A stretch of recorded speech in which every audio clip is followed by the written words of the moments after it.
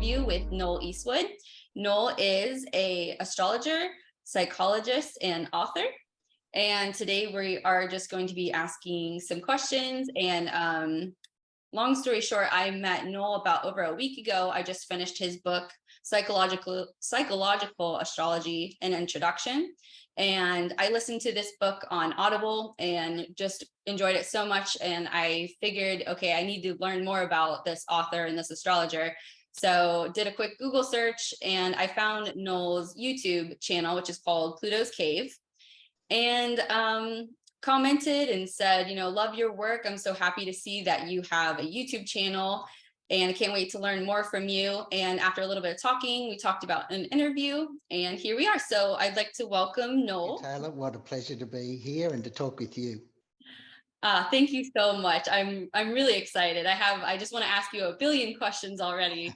So this is the first time that we have met face to face. We've spoken on email for about 1 week, and so I guess we just jump right in and just start with some questions.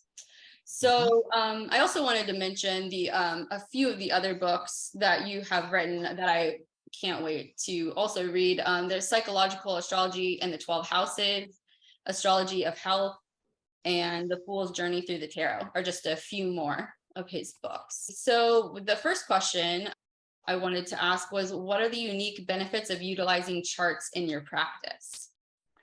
Oh my goodness. Okay, so when you get a client and this could be for any therapist, any health healer, any allied health person as well. But the hardest thing to do is to do an analysis of where they're at. So that could be symptom analysis or a mental health analysis. Rather than spending 6 weeks asking questions and trying to drag the information out of people, because a lot of them don't understand what their problem is. They don't know really why they're there. Some people do, but most people don't. So getting their chart and looking at that, it's going to point you almost immediately to the key conflicts in their life. So when we find conflict in the chart, that's where the person spends most of their time stressing over and worrying over. It's like, if you have a splinter in your foot, it worries you all day until you get home and pull it out. So it's the same with psychological problems. The conflicts in the chart will reflect some sort of psychological issue that they have. And often because it's in the natal chart, then they're looking at things from the past, which is sort of a lot of fourth house stuff there. And the fourth house, we'll talk about that in a minute, but the fourth house represents your background, your childhood, your upbringing, but also the values, the attitudes, the belief systems that you would adopt from your caregivers. Could be your parents, brother or sister, uncles, aunts, could be close friends, and then from school. So society's impact on us, as well as our close family, is seen in the chart, and often that fourth house will reflect a lot of that. Awesome. Yeah. So the chart you're saying it is kind of like a good a good guide map that you can use to pierce the psyche in that way and to kind of get to the root of the problem and begin the healing with more focus on different areas of life. I also wanted to ask, how long did you practice? You're retired now from your psychology practice, correct? Yep. And how so long? That was about 5 years ago, I think the end of 2017. Okay, and from what I read, you have about 40 years experience with psychology and astrology. Yeah, so things really started back in probably 1980 when I started doing Tai Chi and started teaching. But what happened with the Tai Chi is that I started having weird experiences. I'd out of body, and it just sort of went from there. So what happened is that I started teaching Tai Chi, started taking private clients for Tai Chi and meditation. And then I realized that I'm doing stuff with people's psyche that I'd really need to know more. So I went and studied clinical hypnotherapy, had a clinical hypnotherapy practice, which is basically the self-hypnosis book that I've written, is a lot of the stuff that I learned way back then working with people. I was lucky that I had a Jungian psychotherapist as a mentor for my practice. And then I was teaching through all this time. So, don't give up your day job, keep your day job. And I was doing all of my other things at night, the teaching, the Tai Chi, bit of the healing, um, and the clinical hypnotherapy. But then I finished teaching and I went back to university and studied psychology to become a psychologist. So it's been a little bit of an up and down journey, but it's all sort of, one has built upon the other. Yeah. Throughout all that time, because I was mixing with people all day, people with problems, children with problems, parents with problems, that I would ask people for their birth data. And I've not ever, in the past 40 odd years or so, ever had someone say no. Everyone's like, oh, you do astrology? Oh, that's cool, da, da, da, da, da. So that's a massive database that I have Wow. of people with learning difficulties, because my first goal was I got all these kids, because I was working as like a school psychologist by this time. I have all these children in different schools that I was working at that had, ADD, ADHD, behavioral disturbed, domestic violence, learning difficulties, autism. And I was, part of my role was to test. You've got to test these kids, try and get funding for special services for them. So I would ask their parents for the birth data. So the part of the research that I did was to look at the groupings of kids with learning difficulties and then look at their charts. Look at kids with ADD, which is the inattentive, daydreaming type of kid, and look at their charts and look for the commonalities. ADHD, which is the hyperactive, impulsive, the behaviorally disturbed, the naughty kids, a lot of them, and look at comparing charts and looking at patterns. Things started to click for me. That's really, I think, when I really, really knew that I was doing astrology. Up until that time, it was hard work. Doing a reading would take 6 hours of preparation. I'd type it all up and whoo-wee. But when I started to see these patterns forming, and then when I had my own clinical practice, particularly the clinical hypnotherapy, because the people that came for hypnotherapy completely different to what I would have coming for psychology. Different sort of people. The hypnotherapy people were far more open and interested in esoteric sort of stuff. So gathering their data and then looking at their psychological issues and disabilities was another set of research that I did. So all of that research came together, and that's when I wrote the first book on hypnotherapy, self-hypnosis, And back in 96, I think it was. that's called Tame And Your Inner Dragon.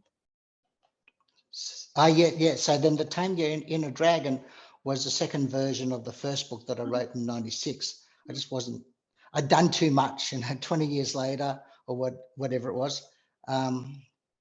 So much more had happened and I knew a lot more of what I was talking about. So I Oh, rewrote the book basically and added more stories.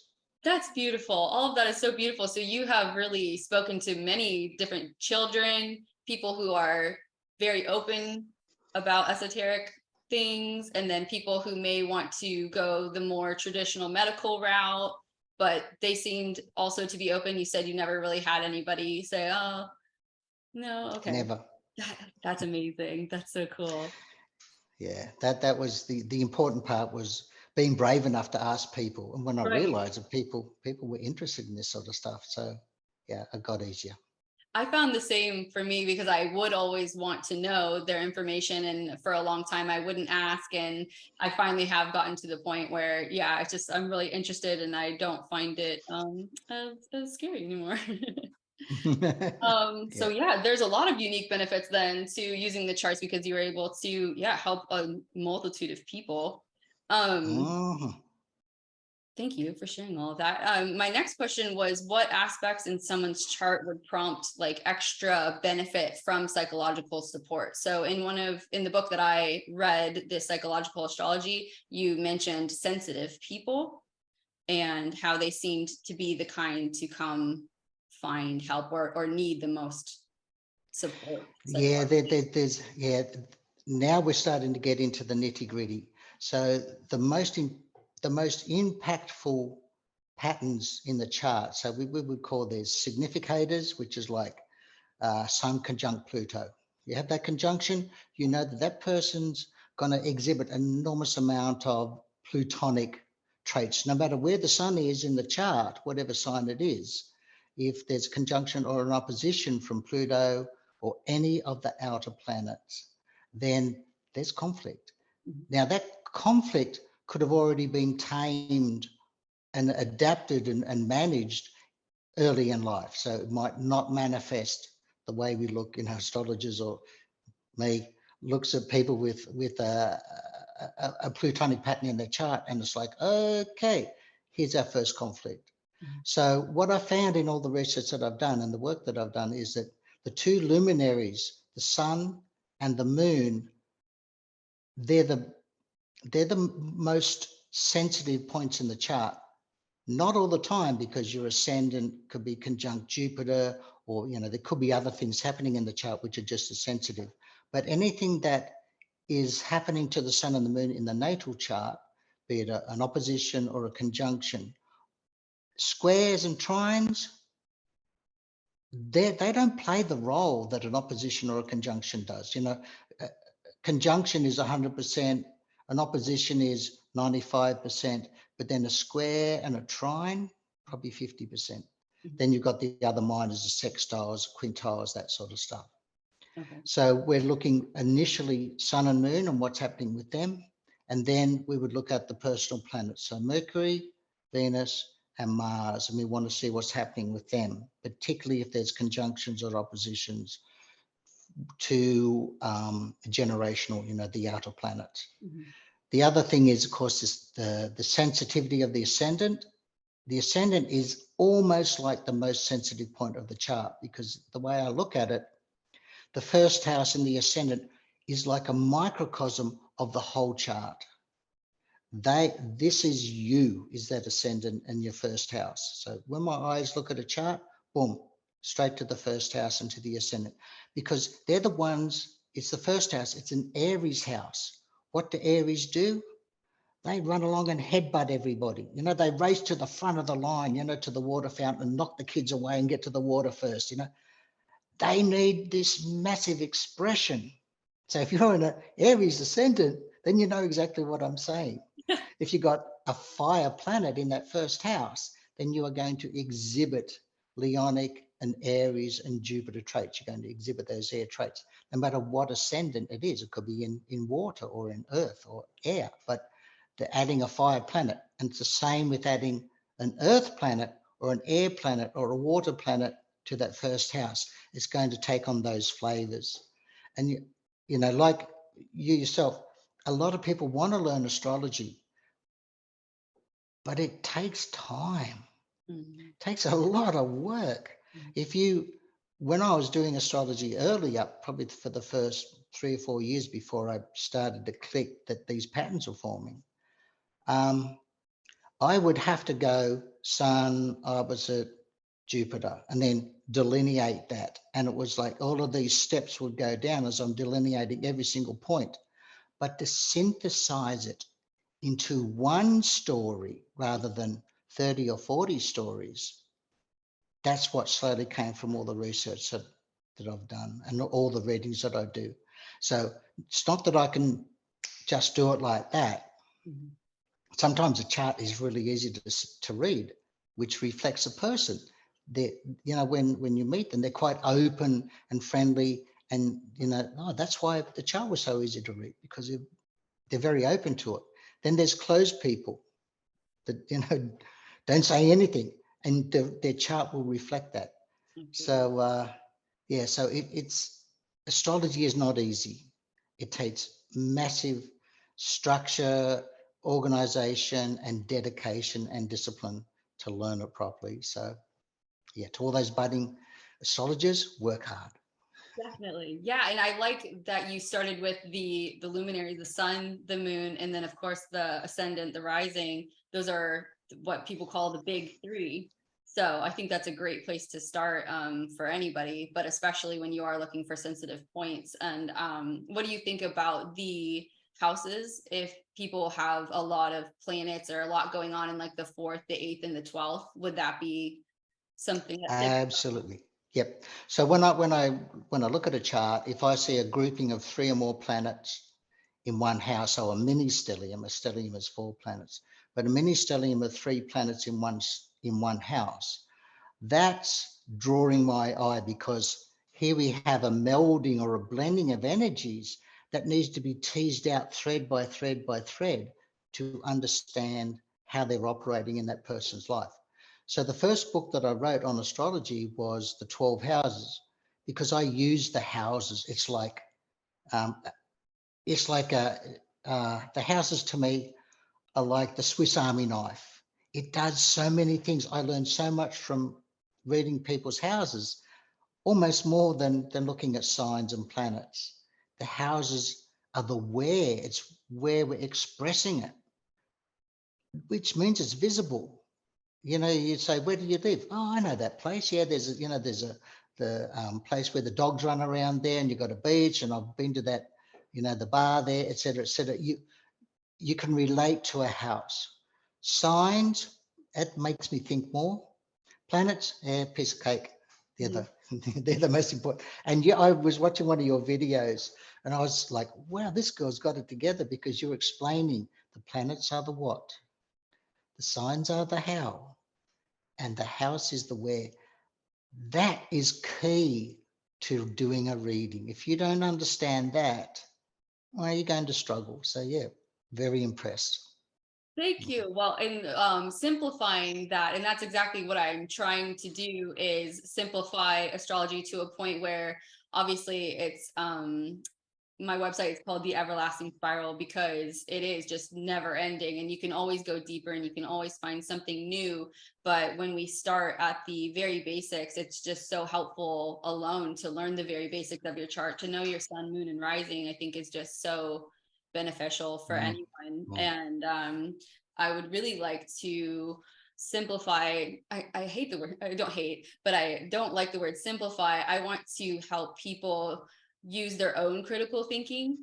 So I want them to be able to do that. Okay, so where is it? Oh, it's in the house of the home. What's going on? Mars. Oh, Mars is known for conflict or disruption or taking action. And then what sign is it in? How is this expressing itself? And I think I would love people to have more confidence in their own ability to interpret these things, because everyone is able to make an interpretation, whether they've been studying for a few weeks or many years. I think if we just were to simplify it more, it would be so much more helpful to the public, and Mm. Yep. not keeping all of this information. And I just I would love for everyone to see how useful it is, and that they are able to understand it just by making their own interpretations with just the little bits of information that we can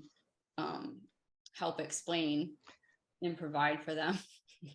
Yeah, well, that's the reason I wrote my books, is that, I'm doing something a little bit different to other people, because I have access to all of these people with, definite diagnoses of different disorders, and being able to then gather that data and then look for the themes that flow through, the common themes.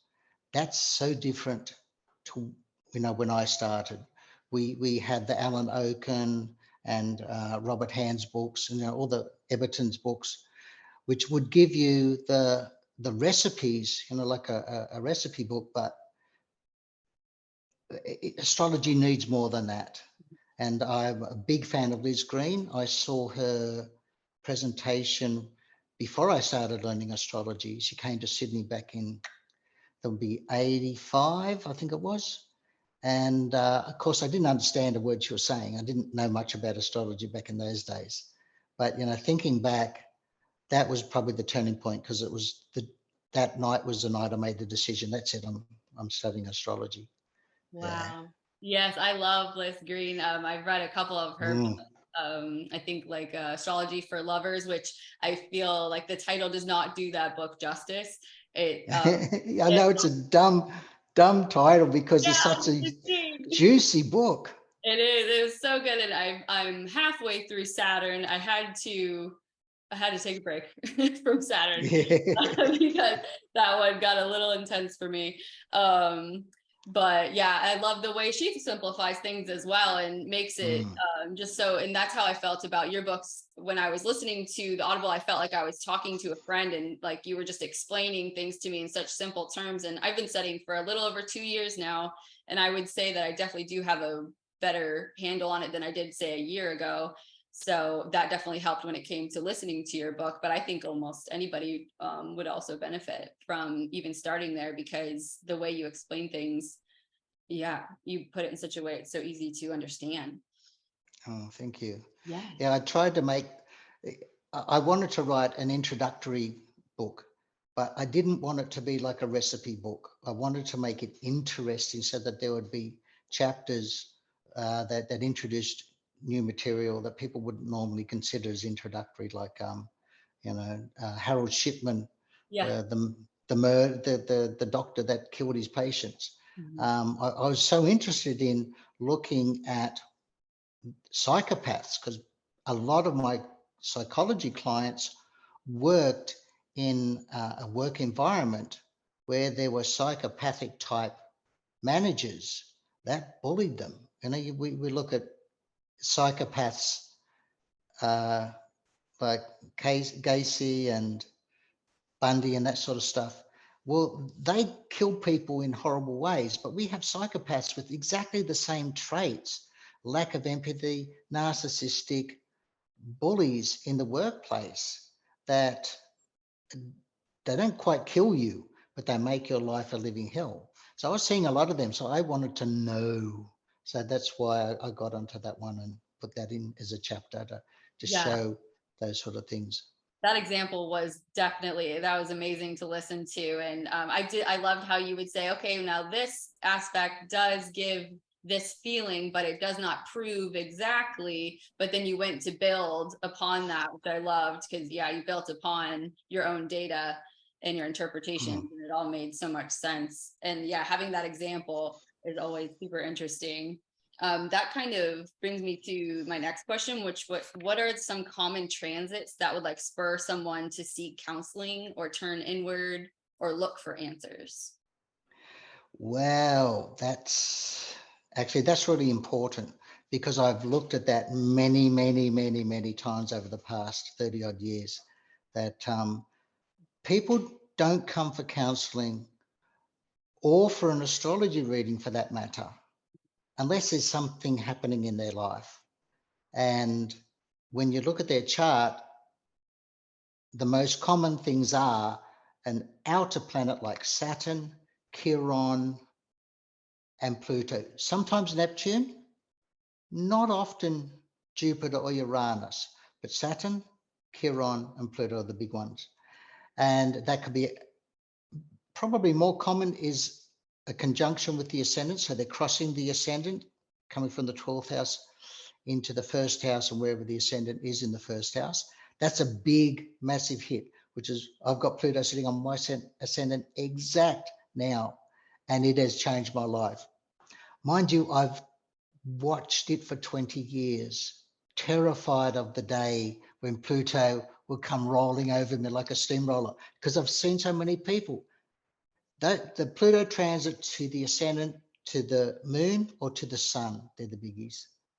People get cancer, people have a close family member die, or they have a terminal illness. Like Pluto is the great annihilator of astrology.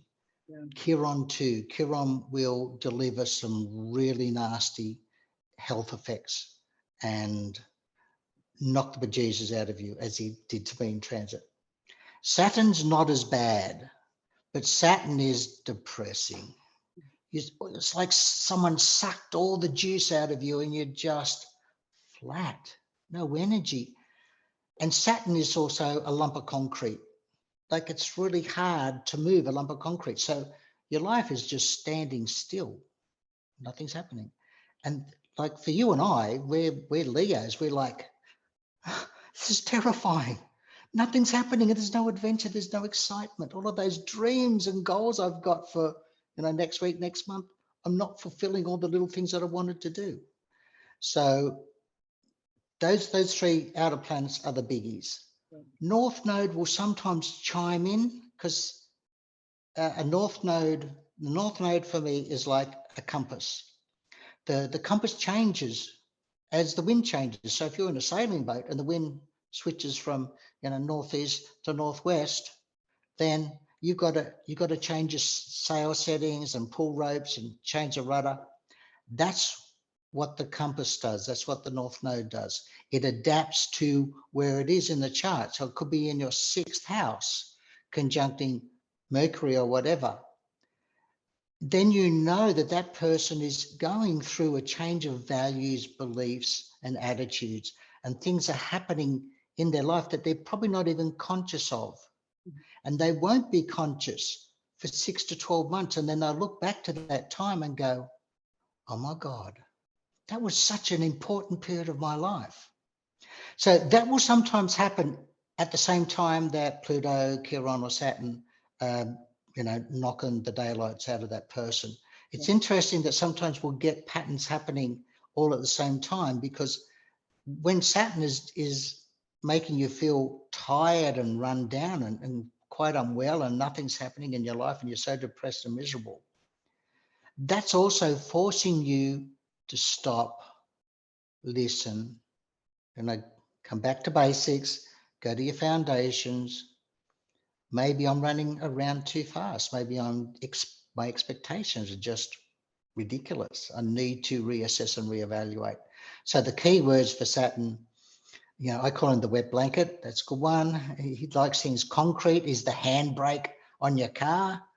But he wants consolidation and structure. So wherever he is in the chart, he will set about slowing things down in the house of whatever house he's in, slow things down, forcing you to look at that area of your life.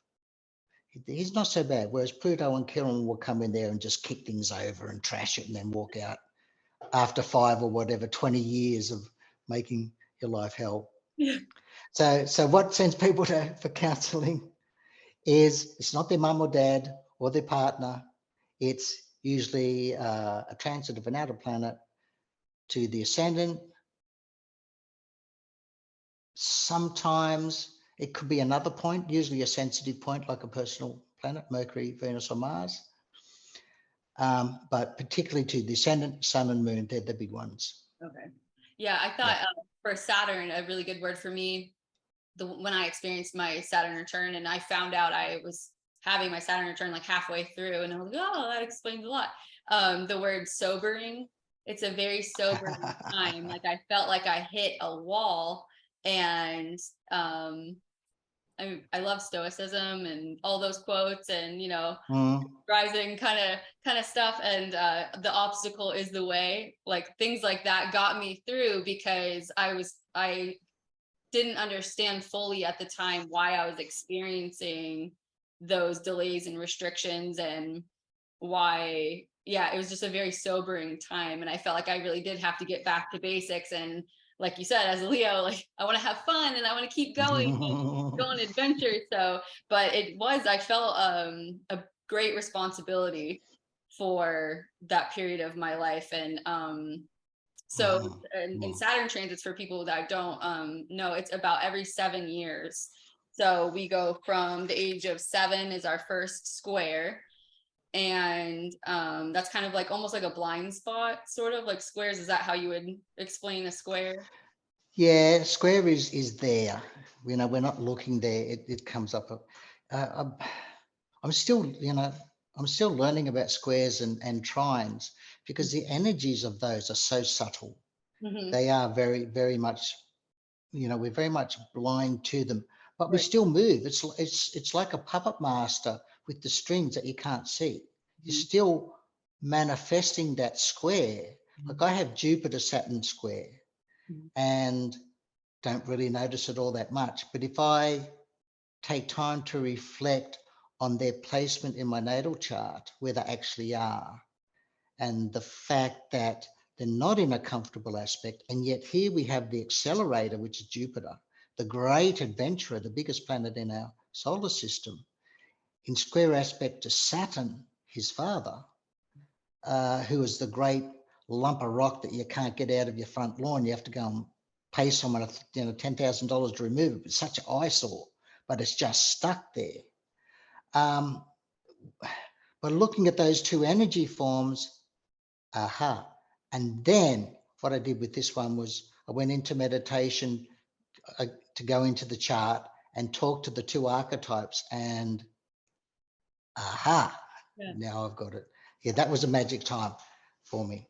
That's what I was going to say is knowing the square through our charts is so helpful, because then you're able to honor those completely different energies, and then they're not so much in conflict, and it is something that you just have to be aware. Well, in transit, thankfully they move on, but so I was just going to mention the ages, because I found that Saturn transits, it's again, it's really sobering. So even if you're not into astrology, but you hear about Saturn return, I think a lot of people, when they hear the simple description of it, they're like, oh, okay, I might be experiencing that, because it is so, it's almost obvious when you're going through it, because it is such a sobering, depressing, but helpful time, so we can mature. So it's 7, 14, 21, 29, 36, 43, 51, and 59. And it obviously those can range, go off like a year or two, depending on the transit of Saturn. But just wanted to throw that out there, because that was one of the times that I felt the need to take on responsibility for myself and my psyche, and to really address the things that needed to be addressed at the time. And then Pluto transits, like you said, it just comes in, and there's no controlling Pluto, and he's going to bring up the depths of everything, and it's just something that you have to just ride. And Chiron, I call it Chiron, but I like Chiron. That sounds Chiron. cool. I say Chiron. Yeah, Chiron.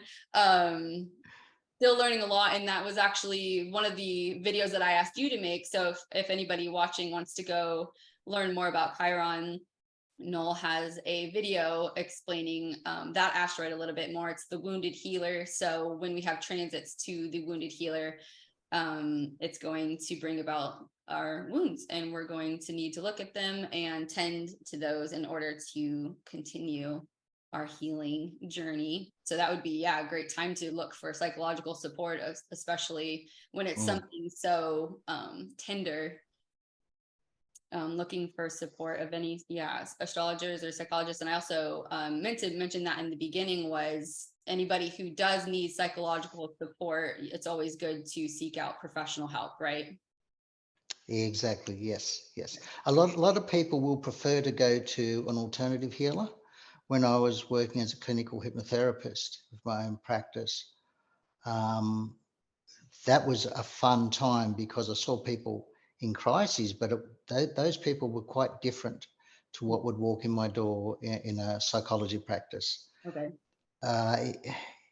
It was a much better time. In psychology, you're restricted by rules and regulations, and you can't do astrology, you can't do tarot reading. Whereas as a clinical hypnotherapist or an alternative healer, you can do all sorts of weird things. Yeah. Doing past life therapy with people, and doing readings, taking them on journeys, working with the archetypes. It was good fun. Absolutely. I mean, there's so many different ways to find more out about ourselves. So why stick to just one? But I'm all for trying all of them and seeing what's best for you, and even mixing all of them, and not being afraid, I think, is the whole. I love your YouTube channel named Pluto's Cave, because it's like, go do it, go look at what needs to be looked at, so you can grow and transform. And it's so exciting to me, because I feel like in my life, I've definitely had to face things that I didn't want to face, but it's a part of me knew that if I didn't, then nothing would change. So exactly. Yeah. So we talked about the transits. What might it look like in somebody's chart if they're extra sensitive? Let's see. One of my questions is, what are some aspects in a person's chart that signifies how willing or unwilling they are to look within or that's a really good question. The people that came to me for counseling, if some people would come to counseling because their wife or husband sent them, or their mother or father sent them. So they're not there willingly. And if you look at their chart, it's like, there's not much chance that they'll be here for very long. But those people that want therapy, that need therapy, there'll be indicators, significators in the charts to show that. So, the ones that don't hang around, that lack insight or don't want insight, hate to say this, Sagittarians, but Sagittarius people with a strong Jupiter or a strong ninth house, they tend to know everything. I know how, I don't need your advice because I know everything anyway. They're the hardest ones, but they're happy to have a conversation and they will tell you. They won't have a conversation with you. They're the ones that'll be talking at you. So of all, they're the hardest. Like Gemini, not a problem. Geminis are great. Their mind is different to mine. I have so little air in my chart that when I see a Gemini, it's like, oh, this is like a different creature, like an alien, someone that has a brain that works different to mine. They're fine. The other signs are fine. Maybe strong Libra. And when I say strong, it's like a dominance in Libra. So the sun could be in Aries. The moon could be somewhere else. But if there's a dominance of more than 3 things happening in Libra, then it's like that starts to dominate the chart. Like for me, I have a dominance, like I got Jupiter, Venus, Mars, Sun, and Pluto conjunct in Leo in the 8th house. So I'm dominant in Leo, but I'm also dominant in the 8th house. So that means that when I have to tease out all of these energies, I'm going to see that my foundations are basically Leo and Scorpio. I just can't help it. I'm a sensitive person. Just ask my wife. Easily hurt, but then Leos are easily hurt too. The hardest thing for a Leo to copy is criticism. Oh, I give so much. Leos represent the sun. They shine for everybody. And they're really happy when other people smile back and, enjoy what we're doing for them. And when someone doesn't enjoy it or puts us down or criticizes us, we crawl off to our hole and we hide there until we heal our heart and come back again. It's like we wear our hearts on our sleeves. We're very vulnerable. We open up our heart to people we probably shouldn't sometimes. And we're easily hurt. Absolutely. Let's see. Do you think clients find it more soothing or comforting to explore their charts alongside a professional rather than on their own? Depends on the person, huh? I think that's a hard one. Like, you and I, when we were little, we went to the library and got all the books on ghosts and reincarnation and astrology, which is what I did. I think it was probably 16, 17, 18. I'd go to the local town libraries and get out all those books. And, I would create charts and numerology patterns and that sort of stuff. And I didn't know what I was doing, but the hunger was there.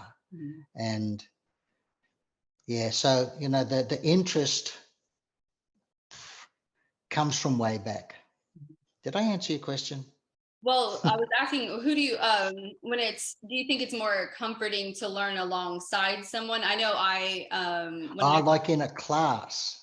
In a class or with an astrologer or with a psychologist who does astrology, do you think that would be something that we should, as a community, maybe support more, is like doing alongside each other rather than doing our own? Yeah, if you're trying to learn it yourself, there's so many pitfalls, and the internet is absolutely magic, but there's so many people that post absolute rubbish on there, particularly about the new age and esoteric stuff. It is just way too much. So you need a mentor, really. You need someone that's experienced and knows what they're doing to say, well, that might happen in this particular way, but let's look at all the other ways. Mhm. I think, mentorship, learning in a class with a qualified teacher, that sort of thing is, if you want to be a professional, which I think a lot of people do when they start studying astrology, then you really need to find the best teacher for you. Find someone that empowers you, that you can learn. You can contact them at any time and get some feedback. That's a And we really, have, yeah, and I yeah. think also not being afraid to learn from different mentors as well, and not just stick Mm, with the one, because I've seen that a lot too. And it is so I love the internet. I mean, that's how we met. Like we wouldn't have met without using yeah. the internet. But like you said, there's so much information, and it can be so overwhelming when you're Googling your placements, and Mm, some can be so depressing and it doesn't even reflect that way in your chart. So yeah, definitely seek out different mentors and classes and find what fits for you and see what resonates with you. Again, like I just want people to trust themselves because it's already in there. mm, The yeah. interpretations I feel are in there too. I think a lot of, I understand that, and I also support using our abilities to interpret the charts, like with our intuition. But I feel like if we don't give people the very basic information that's needed, like how are they going to use their intuition if they don't know what something means?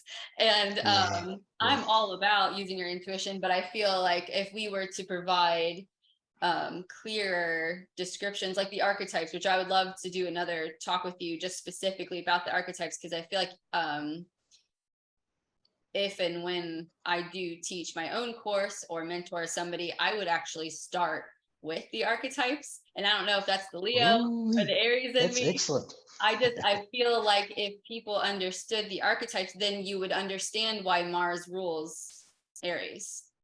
Mm, I think in the exactly right. characters, and it's like the players in the play, like if you understand who they are and how they act, then the rest of it kind of comes together. So I don't know, I kind of went off on a thing Yeah. Yeah. there. Let me just add too that I do a lot of mentoring with with professionals, as well as people that have other mentors. Like it could be a shamanic mentor, a tarot mentor, an astrology mentors, uh, hypnotherapy or psychology mentors as well. Uh, that's great because I am not the word of God, and I am as flawed as everybody else. And so, working with several different people, you're getting a viewpoints from different places, from different experiences. So, my experience is what I can deliver. That person's experiences are different, so they're going to deliver from a different place, and that's how we learn and helps us intuit and discriminate what is of value to me. Good Yeah, point. so I think that's great. Mm. Definitely. And then I was going to ask, uh, did you teach your clients their chart when you asked them like for their information? Would you like give them reference points as to why you were like recommending a certain remedy, or would you just go ahead and just use their chart to, you know? So, so when I'm working with someone and I've got their chart there, then it would be a case of looking at the chart, walking through it, and and discussing what those key conflicts are, and talking around it till we come up with where they come from. We go back into that fourth house of upbringing often, and then we can go and do some psychotherapy there. Okay. So it's, combining your knowledge of the chart, passing that backwards and forwards between you and the client, and then developing a pathway forward with it. We could use archetypes, we could use hypnotherapy, I do a lot of that. We could use, all sorts of different talk therapies. Yeah, there's so many different pathways there. Inner child is what I do the most of, what I used to do Inner is child. inner child work.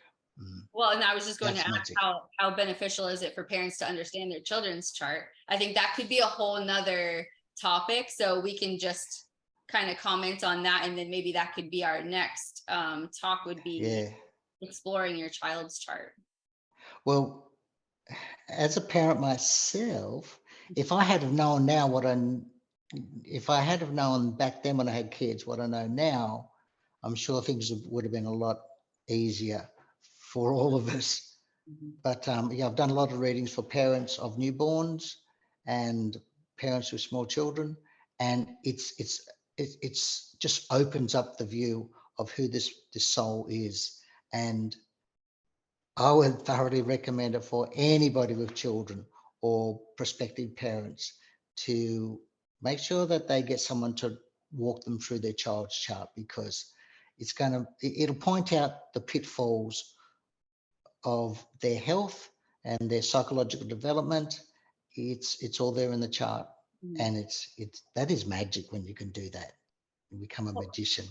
And I love that you point out the health and the psychological health. And then from my standpoint, I think with my son in the fifth, I want the parents, or I encourage parents to explore the child's birth chart, because I want them to understand that they are an individual and that they are their own expression, and that it is going to be different, maybe some similarities, but your child is not going to be a fitting image of you in every single way. And to honor them is just so I feel like it takes your relationship with them to such another depth, to accept who they are, and also to guide them, because if they do have these hidden troubles, with the squares and stuff, and they feel confused, then you're able to guide them even better. Yeah, like just knowing that if your child has a lot of fire, then you can tell the parents that they got to drink a lot of water.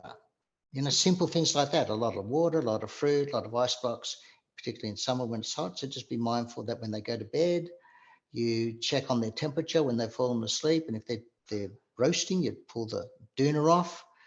So simple things like that. Or a child that is a lot of air and a lot of fire, they're going to be inspired about everything. They're going to be interested in everything. So make sure you got the books and you have the opportunities for them to learn. Get them a guitar or a keyboard or something. Karaoke, so they can act out and reproduce all the songs from Frozen. So it's looking at the chart and then giving them ideas, and that makes a difference. Absolutely. Such a huge difference. It's so funny because with my son and I, we definitely have different energy levels, and we'll get together. He's also Leo.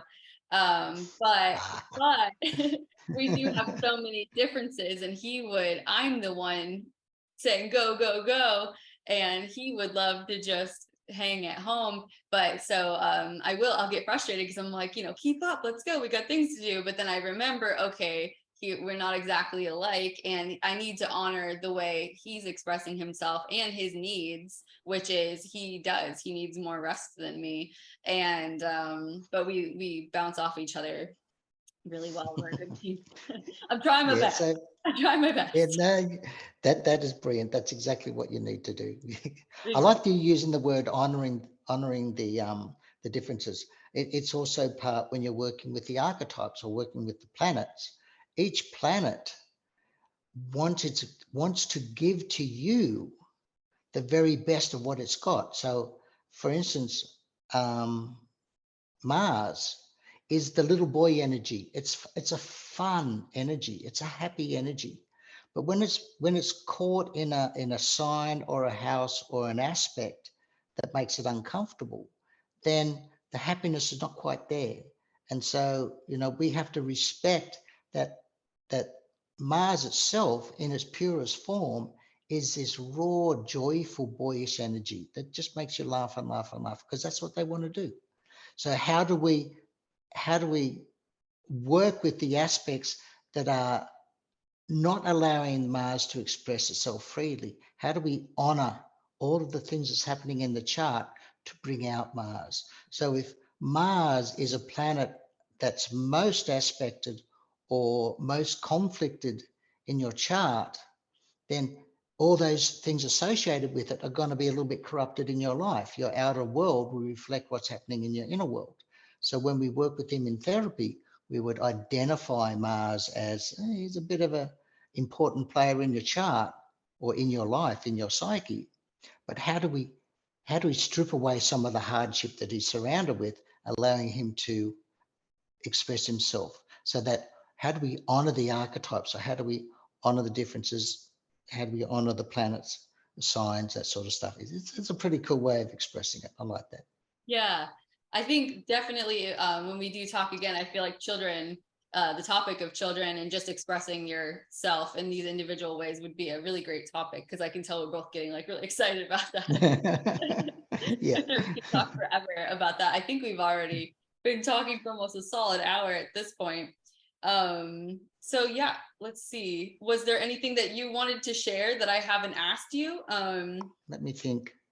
I keep coming back to people that want to learn astrology, but they want to learn to do it properly.